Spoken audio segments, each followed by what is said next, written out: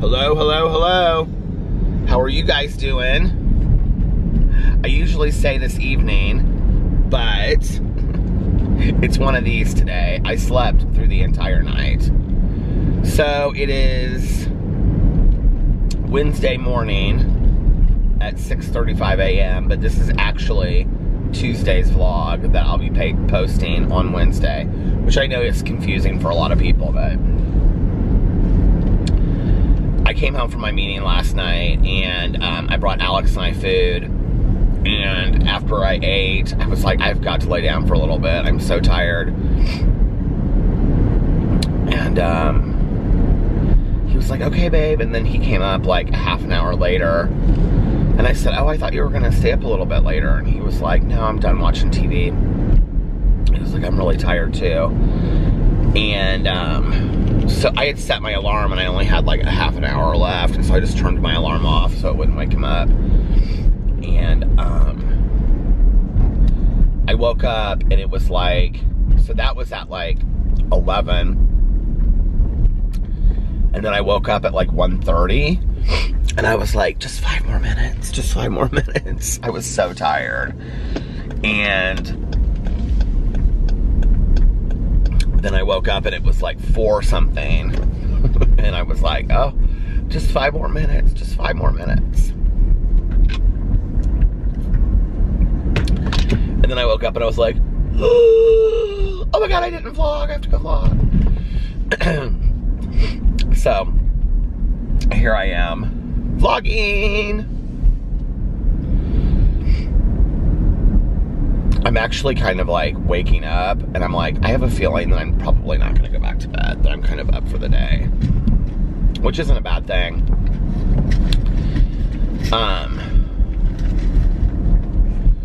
Today, Wednesday,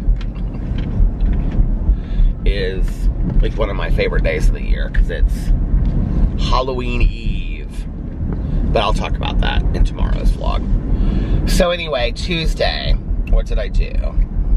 Let me use my Huckleberry lip balm here.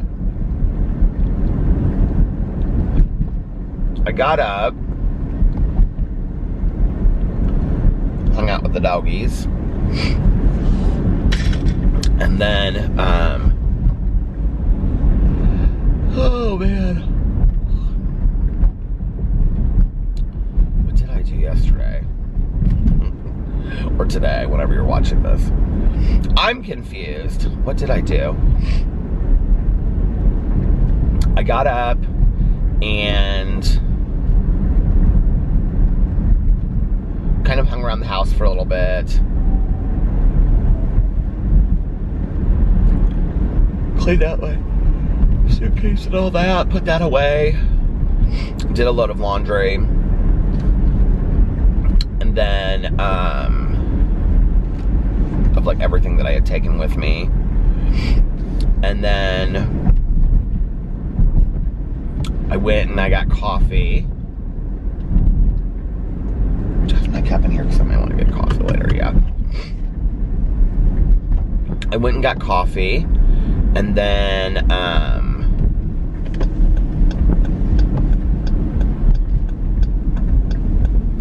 from there I went and I did this review at Panera Bread of one of those warm grain bowls. And then, I was driving around doing errands, and so I stopped by the kennel to see if Tanya was there, and she wasn't there. I ended up giving one of the girls that works there, I gave her the rest of that Panera stuff. She's like, oh my God, I love it. She's like, I've had it like 3 times. And I was like, you like it? And she was like, yeah, I love it. And I was like, well, you can have it. I saw it because I had it on the front seat of my car.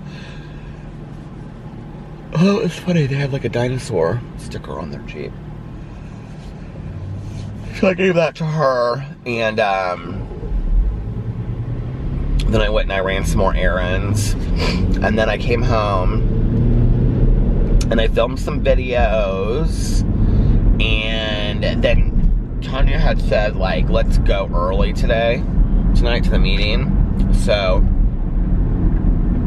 I was trying to, like, get ready early. I bought this really cute flannel. It's like a kind of a flannel, but not really a flannel shirt at Meijer. And it's really pretty colors, though. It's like very fallish colors, but kind of brighter than that.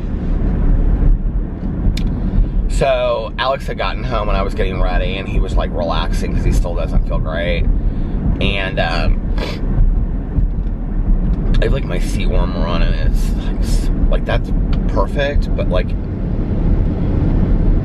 it fluctuates between being cold and being warm in this car. How do I just do the defrost out there? And it's 45 degrees out right now. It's supposed to be cold tomorrow. Last night it was like, or it was kind of like, it was like, it almost felt like it was spitting snow when we were leaving the meeting. So I took a shower. I actually looked rather nice. I was gonna say cute. Well, I did. I looked cute right there. I wore this little like flannel shirt that I got at Meijer, and then I wore these striped socks that I got them at Meijer too. They're like these Keith Haring socks with these New Balance shoes that I have that are like red and blue, and a pair of jeans like rolled up. I have the jeans on right now actually. And then I went to go pick up Tanya. I thought I was gonna be running really early. I wasn't super late, but I wasn't early. Like I usually pick her up at like 7:30. Early would be 7:20, and it was like 7:26 when I picked her up. So I need to get one of those Mrs. June's cleaners for my windshield again.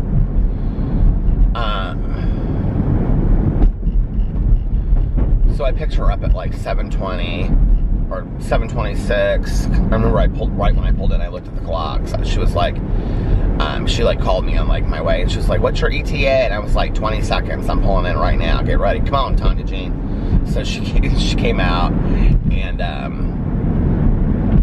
actually I think she was like standing out there when I pulled up. Yeah, I think she was standing out there. So anyway, we went to our meeting tonight. It's a good meeting. Like our little group was on gratitude, and Tanya was like, they always have these cookies at the church, like the ladies at like the church ladies, they leave us like cookies, which is really nice. And so Tanya was like, oh, these are really good. And she's like, do you like butterscotch? And they were like those butterscotch cookies that they put over those Chinese noodles. And I go, oh, Tanya, I don't like those. And she was like, no, they're really, really good. And I go, no, I don't like those. Those are the ones that they put butterscotch over Chinese noodles. And she goes, no, it's over pretzels. And I go, really? She goes, yeah, it's over pretzels, and it's really good. But they look like the Chinese. If you ever had them, you'll know what I'm talking about. And what's funny about it is, I have like one aunt on my dad's side that she's like real involved in the church. And she used to make them, and for some reason in my head, like I associate them with her and Jell-O salad, and I don't like either one of those. They're like kind of very church pitching kind of things to me that I associate with that. And so, like at the end, I didn't get one because they didn't look good, but at the end of the meeting, I was like kind of hungry, and I was like, so I got one of the cookies. And sure enough, Tanya Jean didn't know what she was talking about. They were those Chinese noodle cookies. I was like, Tanya, those are those Chinese noodle cookies. I told you that. She was like, is that what they were? She was like, I thought they were pretzels. I was like, well, I knew as soon as it entered my mouth how disgusting it was. Then after the meeting, we stood around and talked, and then I took her to go get a fountain pop because she wanted to go get a fountain pop. And so, did that, and then I was hungry. So I called Alex and asked him if he was hungry, and I was really wanting an Impossible Burger from Burger King, because I'm really going to legitimately focus on trying to get back on this diet here soon, and like the 1st of November. And so he was like, yeah, but I really want Taco Bell. And I was like, okay. So I was like, just let me know what you want from Taco Bell. And he put, like, he texted what he wanted to me. He texted me burrito super box. So I thought this was like some new thing, and he meant like, I'm behind a school bus. Creaky Halloween door. My mom used to always do that. She'd go, creaky Halloween door. But anyway, he meant like the burrito supreme box or a meal. No, he put burrito super meal. But I thought he meant, that's what I thought he, anyway. They don't have a burrito super meal. They only have, it's so fun, because I've told this story in here before, but it reminded me of my friend that I used to work with, which was so, maybe that was why I had this dream. I had this weird dream tonight that it was like me and like two of these women that I used to work with, and we were like all like sitting around, and I was like talking to them about doing some, it was like the weirdest dream. It was like really weird. But anyway, this one woman I worked with forever, and anyway, it was weird that I had this dream.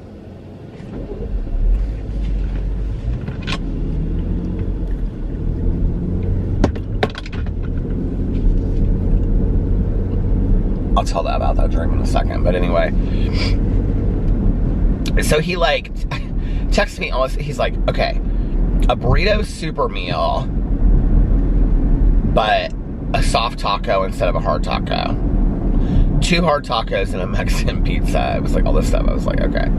So I ordered it, and the guy's like, what do you mean by a super meal? And I'm like looking at the thing, I'm like, did he get it wrong? And I'm like, oh, burrito supreme meal. And then it just, anyway, the whole thing got messed up. And then I went, and Burger King was right, like literally, like there's like a Pizza Hut in between, and then there's a Burger King. So I went, I got my Burger King, and then I took it home, and we sat there and ate. And he had been watching the Kardashians, so we watched the end of the Kardashians, and then the beginning of the Real Housewives of Orange County. I almost like can't even, like, I don't mind those shows, like I like them, you know, to watch sometimes, but it's just, it's so much screaming and yelling like all the time. Like I went upstairs to bed, and I was like, I'm gonna go lay down for a little bit, I'm really, really tired. And he was like, okay. And so I went upstairs to go lay down, and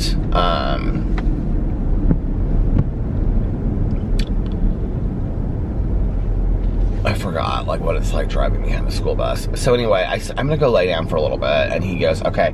So I brought Boo Radley upstairs with me, and I was like laying down, and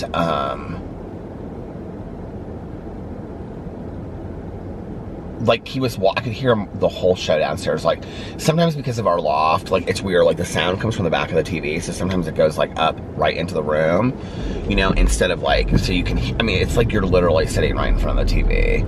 This school bus is like trying to be nice and let me pass. So I'm like laying there, and they're like at this dinner, and they're fighting about, what were they fighting about? It was so stupid. And I was like, they're at this like costume tea party thing for Vicky, which Vicky's not even supposed to be on this season, and now she's like on tons of this season all of a sudden. So they're like fighting about something. It was so stupid what they were fighting about. And I go, Alex, can you please turn it down just a little bit? He was like, yeah, sure, babe. So he turned it down. I was like, I cannot, like, it's just a lot to me.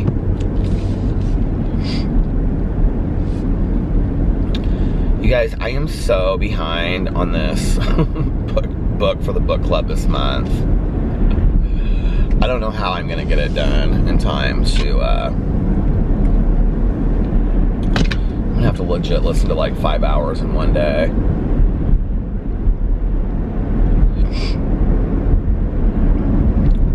That's what I get for waiting till the very end.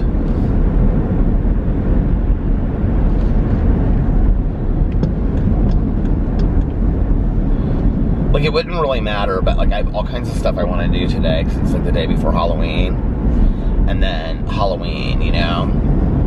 So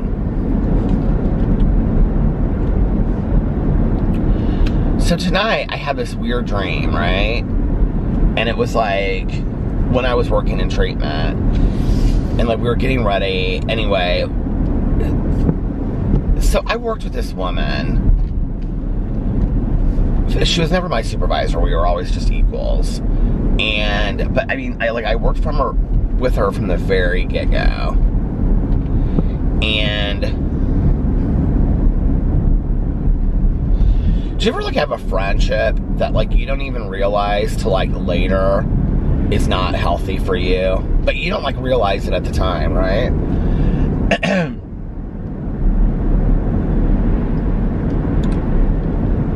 Obviously, I don't have siblings because I'm an only child, but like if I did have like an older sister, even though we were like very close in age, I think we were like, she was like a year older than me or like 6 months older than me. She would have very much been like that older sibling counterpart to me that was like, I perceived as being perfect. And so it's like, you know, when you have that sibling that's like, is perfect in mom and dad's eyes. And so I always thought she was like perfect, you know, and like could do no wrong, and our supervisor loved and whatever.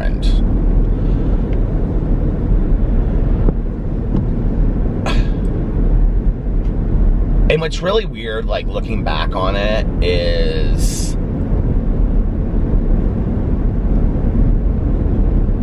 anyway, it's just like her situation was always just very, she was just very kid-gloved there. And I don't know, it's just interesting when I look back on the whole situation, you know? But like she was somebody that like I had to have like acceptance and validation from. Like I needed it from her. And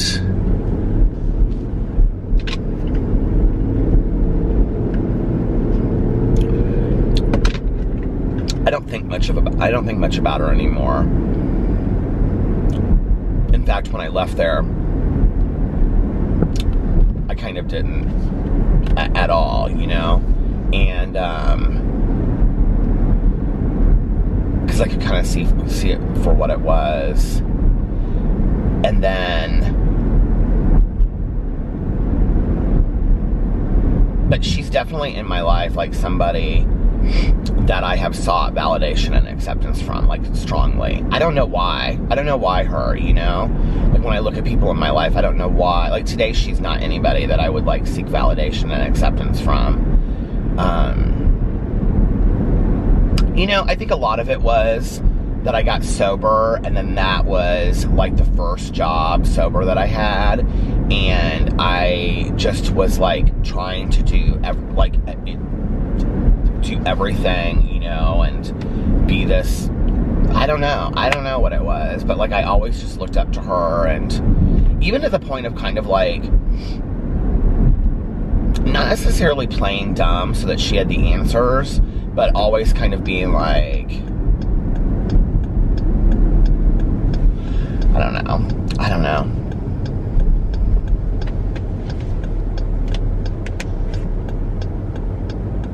But like when I look back on that situation, and I think like,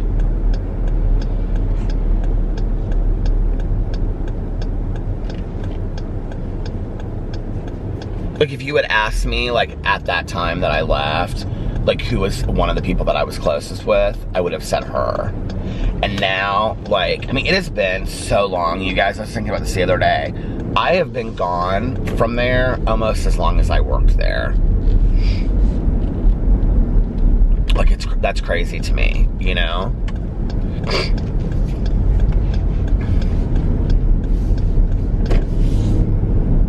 And I was there, like, I mean, it's been a long time since I worked there. For me to still be having kind of, like, nightmarish dreams about it is weird. So anyway, but if you had asked me at the time that I like left there, I would have been like, oh yeah, she and I are like super close, and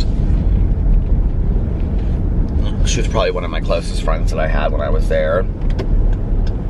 And in retrospect, now that I see it for what it really was, I'm like, no, she was really pretty toxic to my life.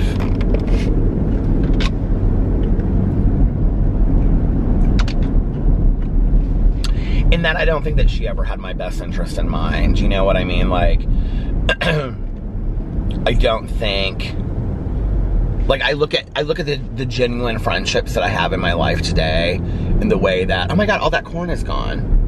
Look, they harvested all the corn. It's all gone.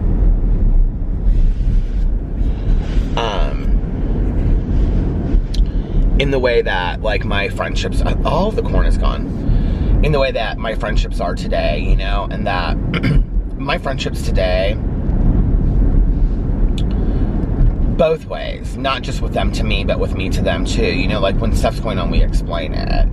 And she's like, I don't know if I've told this story on here. I tell this story a lot in like my personal life, but so I was at this restaurant one time when we were both getting our master's degrees, and it was like a Saturday. I feel like I just told this story on here not too long ago. I don't know why. I've been like that story's come up a couple times recently, so I guess I have thought about her. I don't know. But we were like in this restaurant. I was so excited to see her. She was somebody that I looked up to, you know?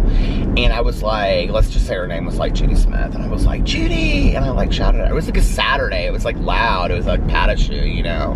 And she looked over at me and she goes, and we're like the same age, okay? She wasn't like 60. I mean, we're literally the same age.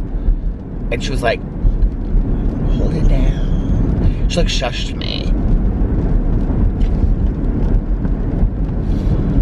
I should have been like, blow it out your ass. Like, seriously?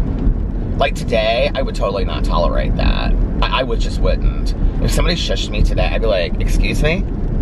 I would literally get up and go over and cause a scene. I would be like, did you just shush me? No, I'm not. I'm nobody's to be shushed today. I'm sorry.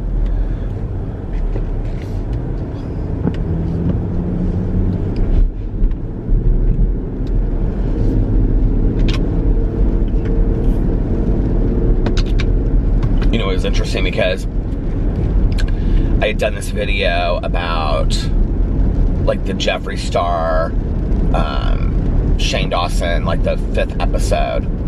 And in the 5th episode, they talk a lot about Morgan Adams, who is, you know, Ryland's sister, who is Shane's fiance, is Ryland. I'm just telling, for those that don't watch, I know it's hard to believe, but there are people that on my vlog, that watch my vlog, that don't watch Shane Dawson. There are people that have no idea who Shane Dawson is. So, but anyway, in the video, in my recap, I was talking about, like, I really thought that Shane was trying to show, like, be yourself, love yourself, whatever, for who you are. Because I do believe that, you know? It's taken me 40-some years. I say it's taken me 47 years, but I don't know, maybe 44, maybe 45. It's taken me a long time to get to the point where I love myself enough to know that this is who I am. This isn't changing. My voice isn't changing. My loudness isn't changing. My being colorful isn't changing. My being opinionated isn't changing. This is who I am. And I should embrace that. And I should love myself for who I am. And allow myself to live in that skin. Because I think that that's being truly authentic and genuine to who you are. And truly. Okay, it was at the end and I didn't know it. And I couldn't get it to focus. But anyway, so what I was talking about was, you know, learning to be, like, authentic to who you are in your own skin, you know? And embracing that. And not being afraid to show that, you know what I mean?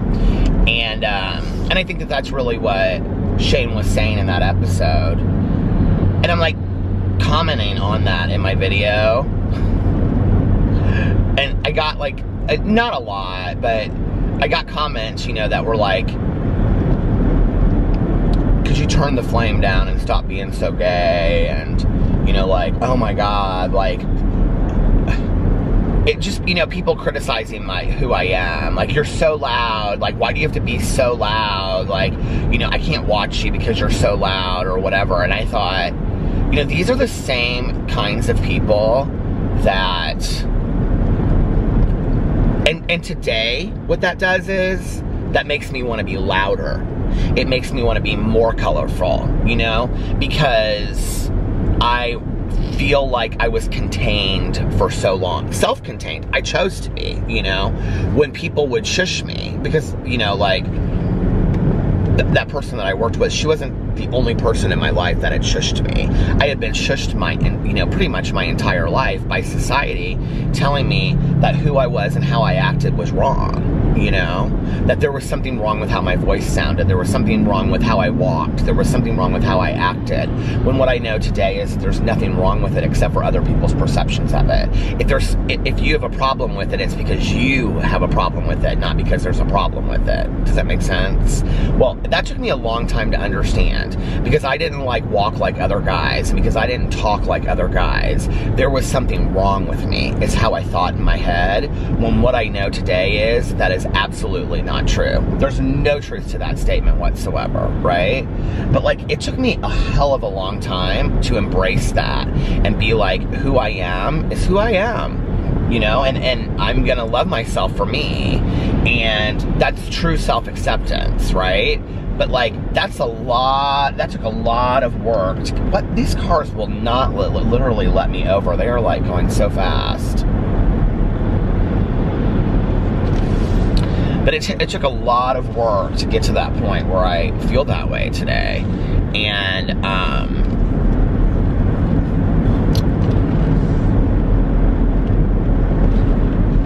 but I think it's crazy that it's you know, especially on YouTube, it's if we love somebody, then we accept it. But if we don't, we criticize it. If that makes sense. Whatever traits they have that we don't like.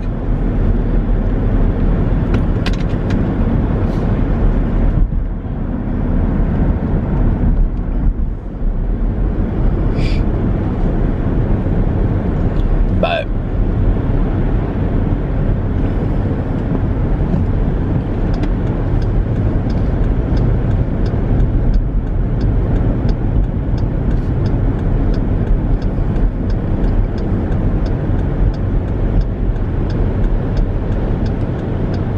I think it's sad that it took me this long in my life to get to the point where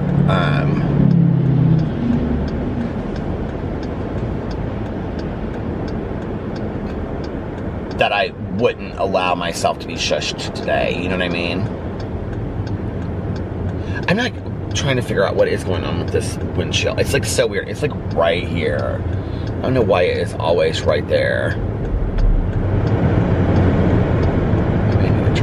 Up there it goes away. But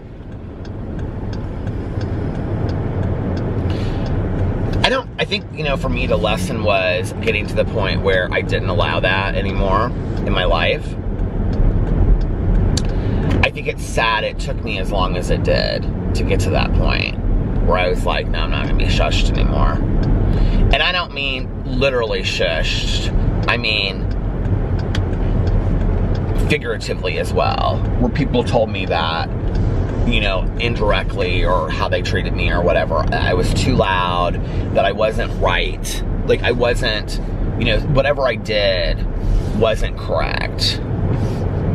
I've talked about this before. There's this Indigo Girls. I'm a huge Indigo Girls fan. I never talk about that on here, but they're one of my favorite bands of life, and I own all of their music. But Least Complicated is one of my favorite songs of theirs. I should actually look at the lyrics, and I'll tell you what the exact lyrics are, because I always get the lyrics wrong. But whenever I hear it, I always think of it's kind of the story of my life, honestly. Least Complicated lyrics. Now it's toasty warm in here. I sit 2 stories above the street. It's awful quiet here when love fell asleep. Okay, anyway.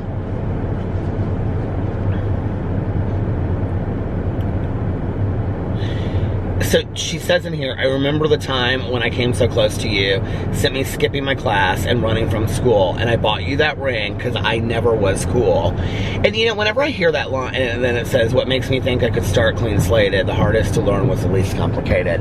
And you know, the thing is like, that line seems like such a simple line, but for me, that idea of, like, she buys her this ring, and she says, you know, like, this is, I bought you the ring, but, like, I was never cool. Like, I always was doing the wrong thing, right? Like, no matter what it was. And I feel like that's been, like, me, you know, like, I don't know, like,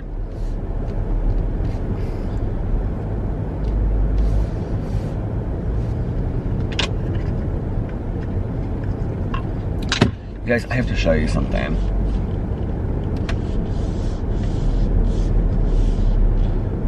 Oh, there's like this shuttle that's letting people off, but I want to show you something.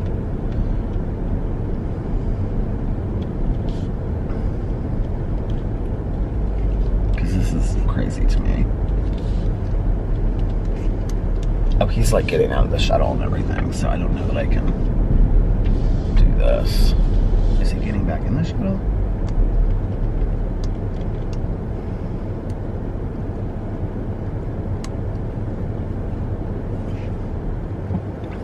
Now I've got that song stuck in my head. So for quiet here since I fell asleep.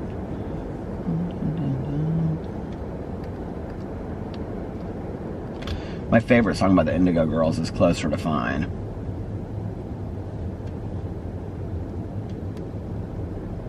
He's literally sitting right in front. You guys, I want to show you this stuff that's over here, but do you see there's like this like truck and it's literally sitting like right up there. It moves. Okay. Now I want you to pay attention to what I'm about to show you, okay? I want you to look very, very closely. Okay, I had to stop it because there are people walking out that I don't know that they would want to be on video. So, can we talk about that for a second? Do we have Santa Clauses out? What? No, Tati, no. Right next to the pumpkins over here. Oh my God.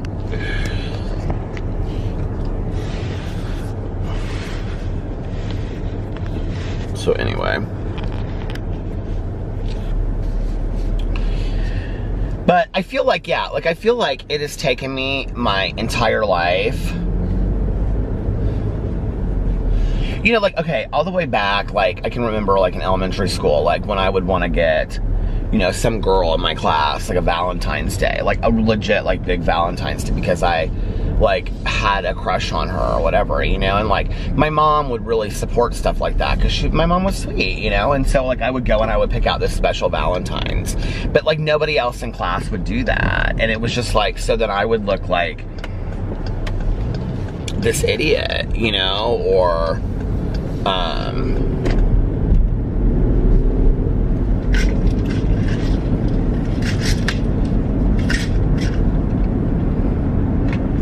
still like that kind of, like, I feel like when,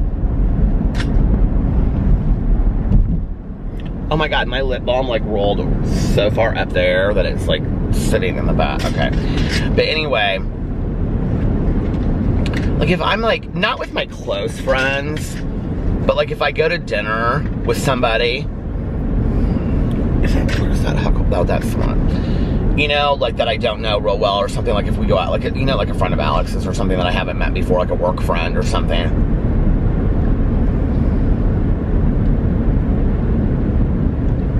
I feel like sometimes, like, I say stuff that to me is completely normal. Tanya and I were actually having this conversation tonight.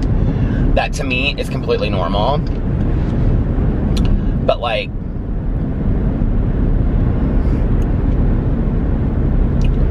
apparently it's the wrong thing to ask, I don't know, or the wrong thing to say. Like, I literally was just having this conversation with Tanya tonight. You know, I was saying like,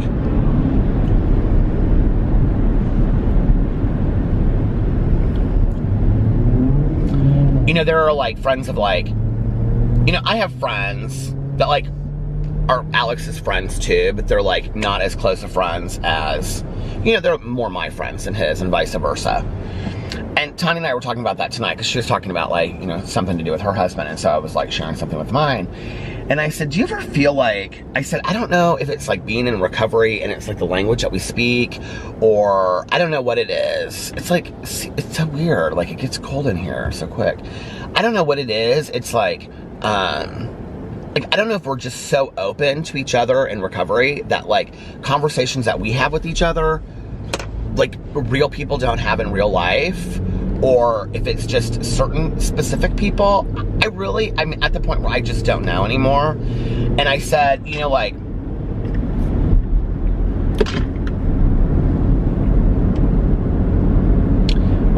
there's like this little restaurant next to that gym over there. I was wondering what that was one night when I pulled by, and I was like, does it have like, oh, they have the blinds down. Well, no, it's not that they have the blinds down, it's a restaurant. Called Healthies or something. But anyway, so I said, you know, like, we'll be out to like dinner, you know, with like one of Alex's girlfriends or something. And I mean, let's, you know, not like a Sarah, because I've known Sarah forever, but like somebody that like, you know, like let's say, I don't know, that I've gone out to dinner with or hung out with like 5 or 6 times, enough to know him, right? You know, and they'll have been dating some guy for like 3 years, and they'll be sitting there talking about, you know, the relationship or whatever, and I'll be like, oh, you know, like, so how is he? And, you know, oh, he's good, you know, like, blah, blah, blah, and we've, you know, been living together for 2 years. Oh, you've been living together for 2 years? Yeah. And then, like, I'll be like, do you guys ever think about getting married? And then they look at me just like, did you seriously just ask that? And I'm like, what did I say something wrong? Do you know what I mean? Like, it's these kind of questions. And I was saying to Tanya, I was like, I feel like all my life, I've always said the wrong thing, you know what I mean? And I don't ask like super probing questions, I just don't, you know? But like, I always feel like I've, you know, done the wrong thing, or, yeah, I don't know, like,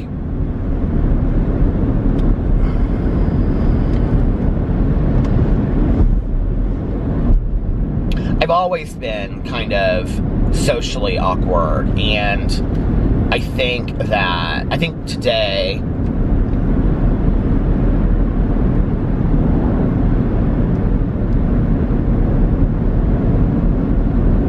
I don't know. I think today we put all kinds of diagnoses on that stuff. But I also think it's why I've always been like attracted, and I don't mean in the romantic sense, but to like people that are different, you know, but thrived in their being different, you know, like people like Janis Joplin, or, you know, it's one of the reasons why like I love the YouTuber Amelia Fart that I did the video with, you know. She just embraces who she is. And the thing that's like so cool about Amelia is like when you meet her, like that's not an act. That's like who she is, genuinely. Like I'll never forget walking into her Airbnb that she was staying at.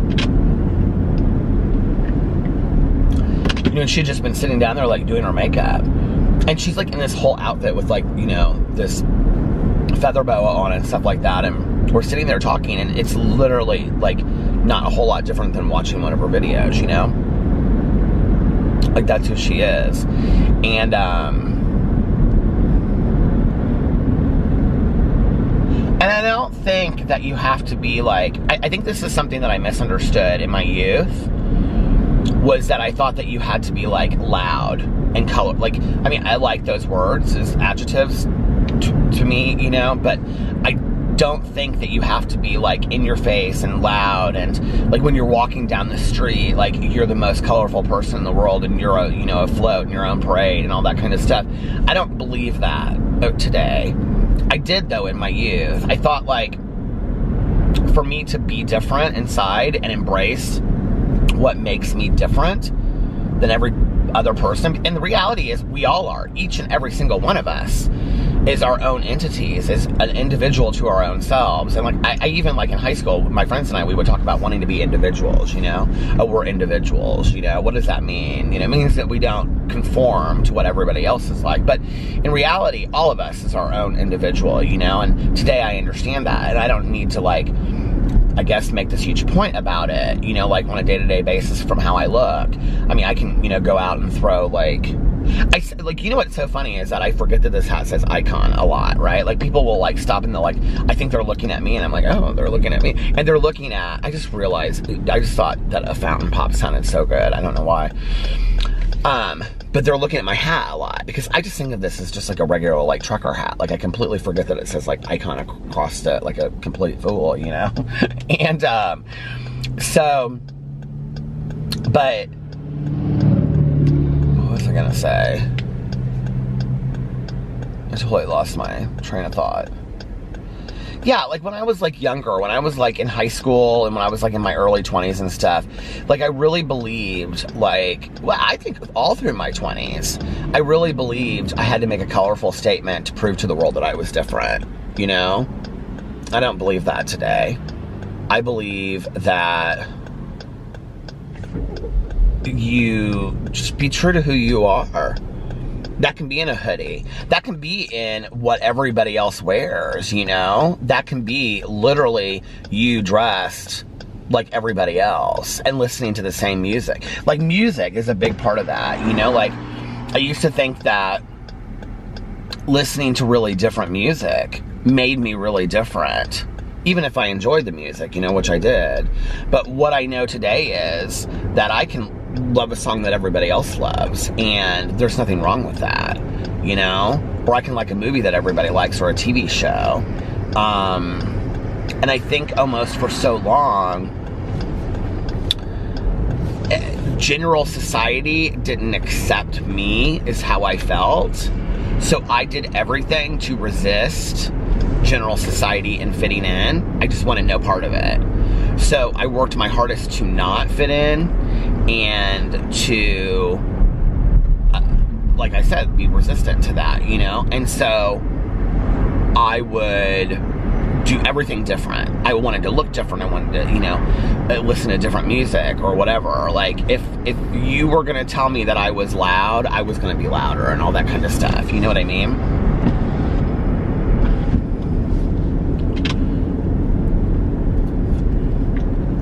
But what's funny about that is that that didn't apply when it was things that I was truly insecure about. Like, you know, my lack of masculinity, or being more feminine, you know, like the way that I sounded, or the way that I walked, or my mannerisms. Like, those things, I wasn't like exaggerated in those, because I wasn't comfortable in those. Those were my insecurities. Those were my biggest insecurities. And you know what's funny is, like, I think today, like, when Alex and I first got married, I really struggled using the word husband. And it was really, it's always been, like, protection for somebody else. Like, they won't understand. And then, like, I'll have to explain it to them. And Alex would just look at me and be like, why do you have to explain anything to them? If they don't understand it, that's, what, okay. You know? And he would say, like, you know, Alex growing up in this very masculine environment, this, you know, environment of machismo, he had no issue using the word husband. He had no issue, you know, like, saying fiance. A fiance was hard for me too, because I would think, well, if I say fiance, then they're gonna assume that I'm engaged to a woman, and then I'm gonna have to explain to them that that's not. And Alex would just be like, why do you have to explain any of that? Okay, and what my fear was, if I said fiance, that somebody's mind would jump to, this is like, got real deep on this video tonight, that then somebody would think to themselves, oh, he's engaged to a woman, does she know? Like, does she know that he's probably gay? And like, oh, I feel bad for that girl. Like, my mind would jump to those places, right? Because that's how I had been wired my whole life, to think that way. To always think 2 steps ahead of what you're gonna think about me, because you're going to assume that I'm gay, or you're gonna make fun of me for being gay, or whatever. And I have to, like, I've been so programmed that way my entire life. And you know, the thing it's interesting is, like, I mean, it is what it is 30 years later, but the same people that bullied me and made fun of me for being gay in high school when I wasn't even out are the same people that congratulate me for my wedding anniversary on my Facebook today. You know, it's just like, and I had that thought on here one night, or I was talking about that on my vlog one night, and like, it didn't really hit me, like, how weird of a statement that was until like after I said it on here. And then like I was thinking about it that day, and I was like, it's really effing true though, you know? Like, if I was gonna go like and talk to like people about the It Gets Better thing and whatever, like that's what I would say. Like, these same people that made my life a literal living hell, where I was afraid for my life on a daily basis, are the same people that are liking my pictures of me with my husband and me with my in-laws and congratulating me on my anniversary.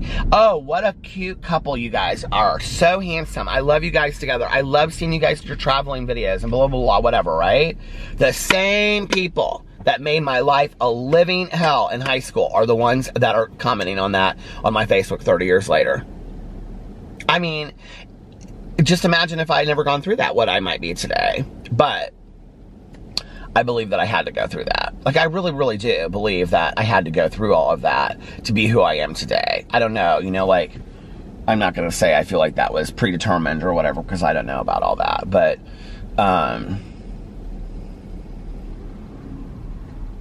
don't know, it's just sad, you know? It's like, I'm sorry that it took you 30 years to get okay with me. You know what I mean? Like, why did I have to live that life? You know, and then people want to understand about, like, why we have gay pride, or why we get upset about all this kind of stuff. You know, like when there was that whole discussion about, like, the straight pride parade and whatever. What a joke, you know, that was. It's like, this is why. Because we have been ostracized and we have been put down the majority of our lives, you know, to a point where the flip side of that is being proud of who we are, because we've been embarrassed of who we are. We've been ashamed of and felt guilty about who we were for years, you know?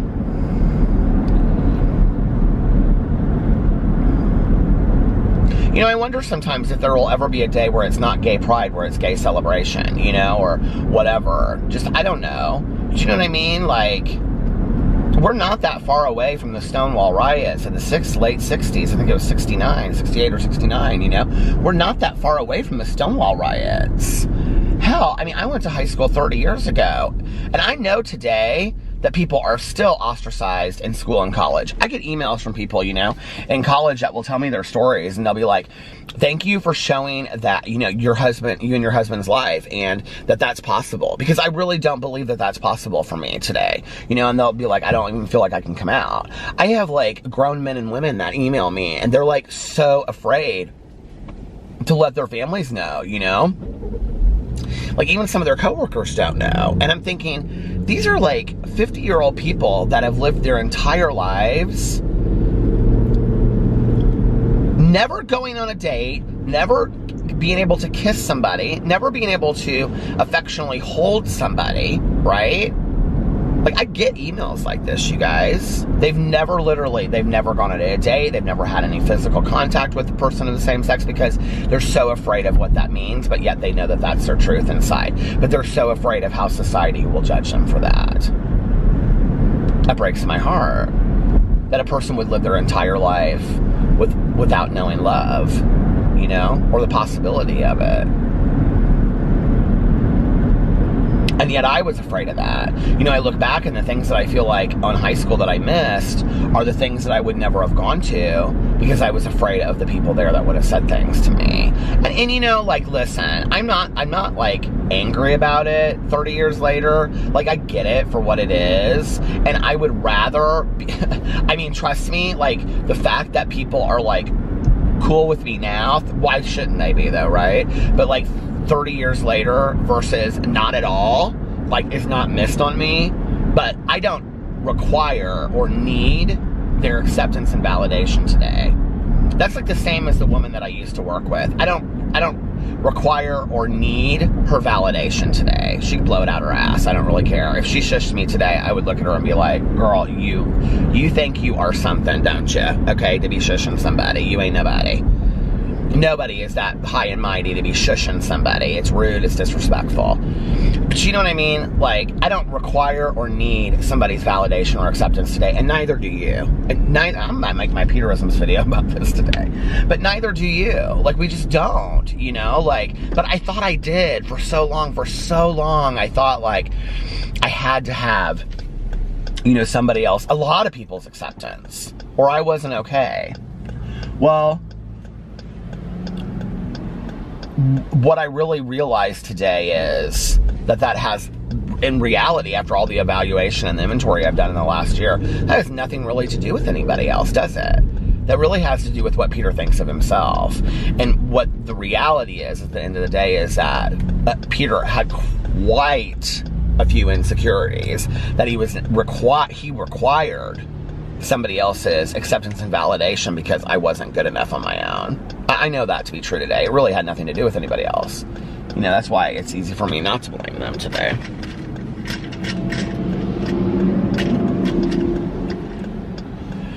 Oh, man. So that was a long little dissertation tonight, wasn't it? But that's like how these vlogs are really cathartic for me, because like I think through this stuff as I'm talking about it, you know?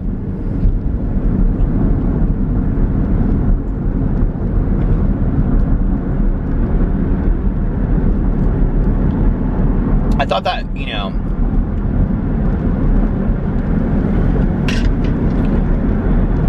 it was really interesting to me the night that I said that, though, in my vlog, about the same people that made my life hell 30 years ago are the same people that are basically, they kiss my ass to some degree today, right? And it's like, listen, I know who my friends were and who they were not. You know, I mean, it's not like I look back on high school and I'm like delusional about like who was nice to me and who wasn't. I know who was nice to me in high school, okay? Trust me. And I don't care to hold out any resentments. I really don't have any resentments towards those people today, you know? And like the one person that I really, well, like my main bully, well, I kind of had two, like, very serious bullies. I had, like, the main bully that, you know, came and talked to me and we worked things out. And, I would consider him a friend today. But I feel like we worked through that with love, compassion, kindness. Well, I really think what God did was put us in a room together and show each other that we're very much alike. I think that's really what it was like. You know, when you look at your hater in the face and you realize that you can't hate them because they're you know what I mean? Like, you love them as well. And I don't mean gay, because he's not. He's married and has kids and stuff, but I mean, we just were very similar in how we looked at the world and fear and things like that. I can't hate somebody that, you know, like, okay, well, I was afraid of the world and I was afraid of not being accepted and loved, and this is how I acted. Well, so they were afraid of the world and this is how they acted. And it wasn't right and it wasn't correct, and I was the one that suffered as a result of that, but we looked at the world in the same way, you know? And I don't want to have resentments in my life today. That's the thing too. Like I always say this, like it's the number one offender. I'm the one that suffers as a result of having the resentment. I don't want to hold on to it today, you know? But then I had another bully who was, I would say, more of a silent bully. I shared the story in my vlog one night. It's very similar to the show 13 Reasons Why. And there was another show that it was like too. That he was a scarier bully to me, because I never, he just was scarier. Now, I did really hold on to, like, I harbored, like, a deep resentment for him for a long time, because, I literally, I was fearful of him. Like, physically fearful of him.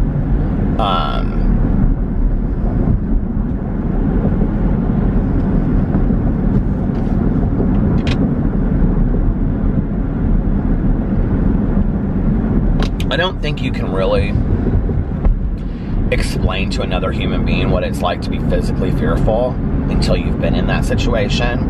And I don't mean like, and I know I'm speaking to some specific people out there right now that have gone through this, whether it's in your own home or on the street. I'm not talking about overall physically being fearful. I felt that as well too, just, walking down the street at times, or whatever. I think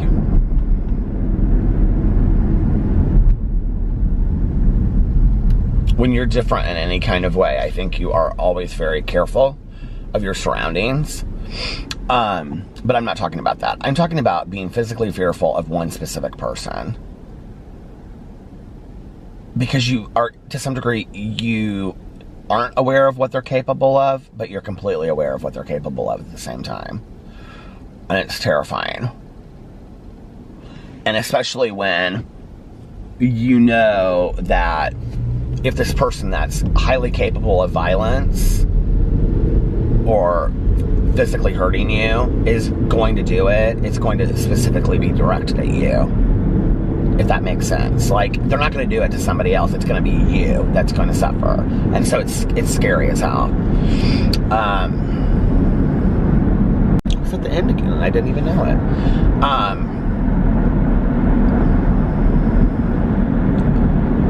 But that was a long time ago, and I've done a lot of work on that. But I will say that specific situation had a great effect on me in my life, and even some of my relationships. The way that, just even in my relationships, I think.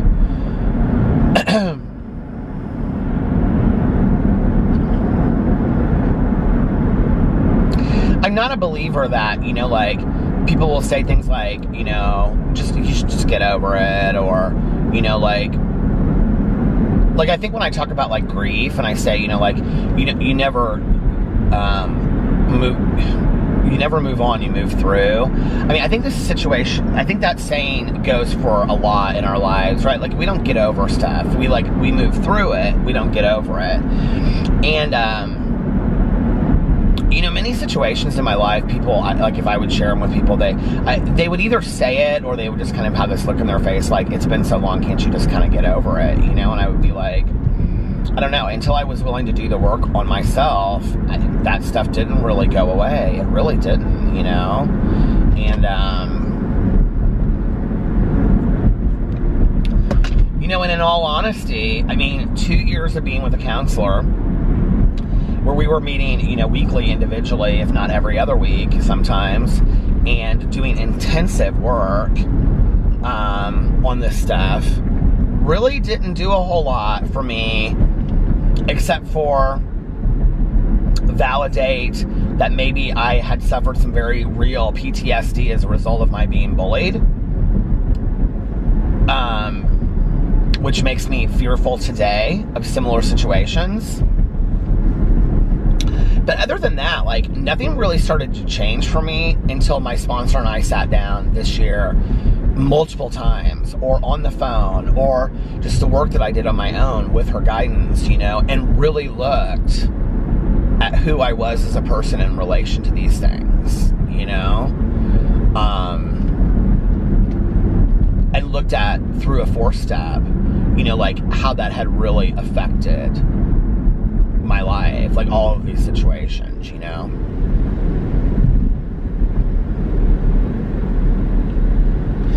I don't think any of us really want to live in fear, but I think many of us get very good at living in fear. And I think that's a really, God, the traffic is horrible this morning. I think that's a really, oh my God, all the way up there. I can't even imagine being stuck in traffic like this on your way to work.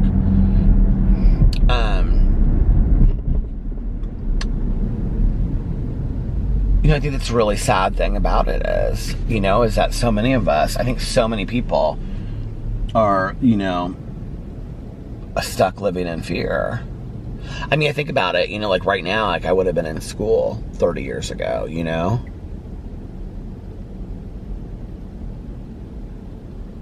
It's weird to think that 30 years ago, I would have been at like my last week of Halloween.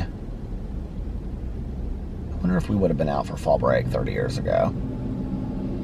Probably. Probably we would have been.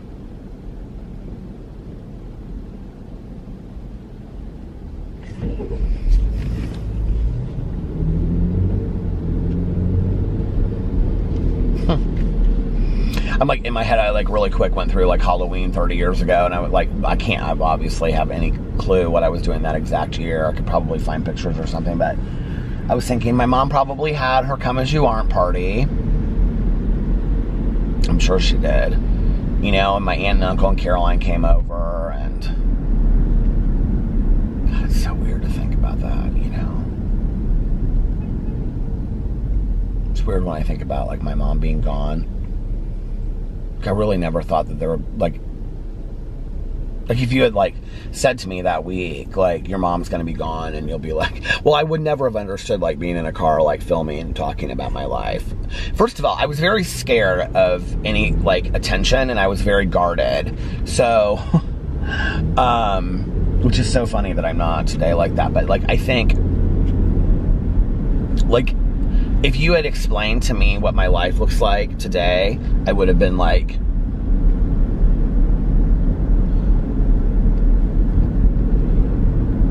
I didn't want any attention. I never would have done like anything to like draw attention to myself. Like, I would like this kind of like being on YouTube. Like when people are like, oh, Peter has 5 channels because he wants all this attention. Like back then, like that would never. It's really funny when people say that, like that I have all these channels because I want all this attention. I could have one channel and be more outrageous and get 10 times more attention, you know? It's not like I'm getting tons of attention from having a BookTube channel. I mean, it's rather an ignorant statement, you know? It's not like my Peterisms channel is bringing me, like, tons of attention. It's not like me starting more channels has anything to do with me needing attention. It's because the reality is the same people that are watching my Peterisms videos are probably the same people that are watching my vlog or other things, you know? So it's like there's a lot of crossover. It's not like it's an individual audience for each one. I mean, I'm sure there's some individual audiences, but it's not the same. So people are like, yeah, he needs so much attention, so he like has 5 channels. No, it's because I have a lot of interests is what it is, you know? I'm sorry that your life is so boring that you have no interest yet, except for criticizing other people, but I have many interests in my life, so I have many things I like to talk about.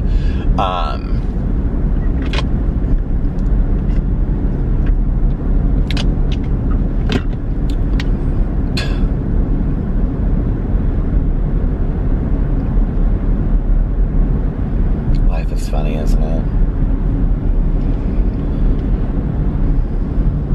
These are like the times that I like miss my mom, like for like the Halloween parties and stuff like that. It's like if I could just have like one last Halloween party, you know, and really know that like, you know, because when you're doing those things, like this is what gets me sad, is like when you're doing those things, you never know it's the last time, you know? I think like that's the thing that I would, like Alex gets this, like he really gets this now because I say this a lot to him. And because we talked a lot about it in counseling too, you know? That like, and he gets so emotional when it's like we're leaving Fufu's or we're leaving Maya in Las Vegas or whatever, you know? It's like you don't know. Like this could be the last time that you see this person. You don't ever just know the last time, you know? And so I think it's about, I don't know, I just didn't know, you know, with my mom, that it was the last Gatlinburg trip for Christmas, or the last, I don't even remember what we did that Halloween. I think we went to Caroline's for chili. We probably went to Caroline's for chili. You know, that was the last Halloween or that, you know. I remember that year for my mom's birthday. I don't remember what I took her to do. I think we went to the casino for the day or something. But I remember she was very upset that, and my mother and I, you know, like, we did not always speak to each other the nicest. We weren't horrible to each other, but we just did, I would like be like, mother, you know, like, and just one of the things, just so you know, just one of the things I hate, well, first of all, I hate phonies, but I think that goes without saying. But what I really hate is, like, phonies that when somebody dies, they saint them, or that they act like they were a completely different way. I will never sit here and act like my mother and I did not have at times a volatile relationship, because we did. And I think that that goes without saying when you have two alcoholics, in recovery or not, that are in a family together. You know, and my mother and I would fight, and an hour later be loving, you know, like, and forgiving each other. But it was volatile at times. And I can remember wherever we were going for her birthday, I think it was a casino for the day, or like we were going to go stay there overnight. I can't remember what it was. But she was like so upset that she didn't get a birthday cake. Like, this is a lesson. Like, if you don't take any other lesson from any vlog that I've ever said, like, this is a lesson right here, okay? My mother was like of this very childish mind sometimes, and there were certain things that like just had to be, like birthday cake. She always wanted a birthday cake. Like, that was very, very important to her. I don't know what it was. I don't know where that came from. I'm somebody that I could care less about birthday cake. I've never really cared about birthday cake. When I was a little kid, and every summer I wanted an ice cream birthday cake. That was kind of a big deal to me. I think that stopped around age 11 or 12. And then I just was like, I like pecan pie. I just want a piece of pecan pie for my birthday. And I mean, really, I've never liked a lot of attention on my birthday. So I don't get all of that, right? But like, I remember picking up my mom for her birthday, and she was really upset. And she was like, I can't believe that you and Kathy, neither one of you got me a cake for my birthday. And I was like, what? And I can't remember what we were doing, but I was doing something like really nice for her. And I was like, I planned this whole day out for you. Like, what are you talking about? And she was like, I can't believe that like neither you or Kathy even like thought that maybe I might like a birthday cake. And I was like, and she was almost kind of like pouting, like she wasn't getting a birthday cake. I can remember sitting and talking with her, and I was like, you know what, Mother? I go, you're 64 years old. First of all, okay? Second of all, there will be many more birthdays, and I will never miss another birthday for getting you a birthday cake. It was like, let me prove a point, right? She never had another birthday. I should have pulled my ass over and got that woman a piece of cake or a birthday cake, because that was what she wanted. And I think sometimes, like, what the lesson I really learned through that was how easy we can make somebody's life, you know, by just doing these simple things that they asked for. All she wanted was a birthday cake, you know? But I didn't know. I mean, I thought she was gonna live to be 90. There was no, I mean, not anywhere close on my radar did I ever think that would be my mother's last birthday. Nowhere did I ever believe that would be her last birthday, you know? Okay, now ask me. Well, I guess you can't because I'm vlogging, but you can ask out loud if you want to. If I had known that was her last birthday, would I have bought the cake for her? Yes. Most birthdays I would have bought the cake for her anyway. Her probably previous 15 birthdays I had bought her a birthday cake. I was always that son that bought extra presents and made a homemade card and wrote a poem. I did all that stuff. I always made my mom's stuff special. I don't know what happened that year that I didn't get her a cake, but there was something. But had I known, okay, your mother's gonna be dead, you know, and you know, this is her last birthday, get her a cake? Yes, I definitely would have. But then that's how I should live my life every day, right? Like, that's the lesson, that's the takeaway. That if I had known that, then I should have done it anyway. Well, I should have done it anyway. I should have pulled over that way and been like, Mom, I'm sorry that I didn't get you a cake. Hold on a second. And pulled in somewhere and like actually let her pick out a cake or something, you know? But then my mother, she would have been difficult. And she'd be, oh, no. There are people out there laughing because their mothers are the exact same way. Nope. You didn't think about my birthday before. We're not going to worry about it now. No, I know. We need to get going wherever we're going. So let's not worry about the birthday cake now. Because then I'll be accused of being selfish. I mean, it's just, I'd be like, I can't win. Oh my God, I cannot win with you. You know, like. That's what I don't miss about my mother, okay? That right there, that's what I don't miss about my mom. Those little games that she would play sometimes. I always paint my mother to be this like wise sage, which she totally was, right? But I mean, she knew how to play games too, very well. And how to guilt, I mean, she was a mother, so she knew how to guilt trip. And not that, you know, but I think we all joke about our moms that way, don't we? A little bit, you know. Oh, well.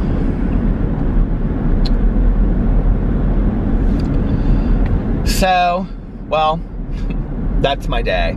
It's so funny when I like, you can see in the background, it looks like the sun is coming up, but I don't know if you can see it over here. It's really not that, well, it shows that like on camera that it's super bright, but it still looks like dark outside to me. It's weird. I'm gonna go up here and turn around and go head home. I'm now like wide awake, so I actually could just make all my videos. I just go home and make all my videos real early today, and then I don't know, go back to bed at 11 or something. But anyway, ow, I just hurt my pinky finger. I don't know what I'm gonna review today. I gotta figure out what I'm gonna review. I kind of wanted to review something for Halloween.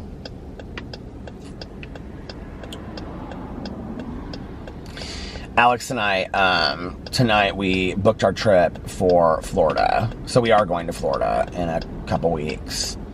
Just for like a long weekend. I'm really excited about it. This time he gets to go. So we booked that tonight. And yeah. We got that coming up. We have some fun stuff coming up. Halloween at Melissa's. Oh my God. This battery is about to die. So it's about time for me to end this anyway. So Halloween. Tomorrow is when you, well, I mean, you know what time it is, but it's Halloween Eve. It's Halloween Eve. It's Halloween Eve. Spooky. Everything's so spooky. Anyway, I hope you guys are, I'm gonna get off here now because of the battery. I hope you guys are having an amazing what is today? I hope you guys are having an amazing Wednesday unless you have other plans. But like I always say, do not have other plans. Make the most of your day. Enjoy it. It is Halloween Eve. Do something spooky. Do something scary. Make your Halloween Eve scary for somebody else. But in not a super scary way, but just kind of a scary way. And remember that this is, you're exchanging a day of your life for it. Life is not a dress rehearsal. And if nobody else has told you this today, I love you. Make sure that you look in the mirror every single day and say, I love you, you are valuable, you are important. It is more important for us to accept ourselves and validate ourselves than to seek acceptance and validation from other people. And that's what I have learned. And it's taken me a long time to learn it. I wish it hadn't taken me as long as it did. And yeah, so validate and accept ourselves on a daily basis. And most importantly, make sure that you pass this on to somebody else and let them know how important they are to you. And let them know that you have made an impact on their lives. And I love you guys, and I will see you tomorrow. Bye. Love ya!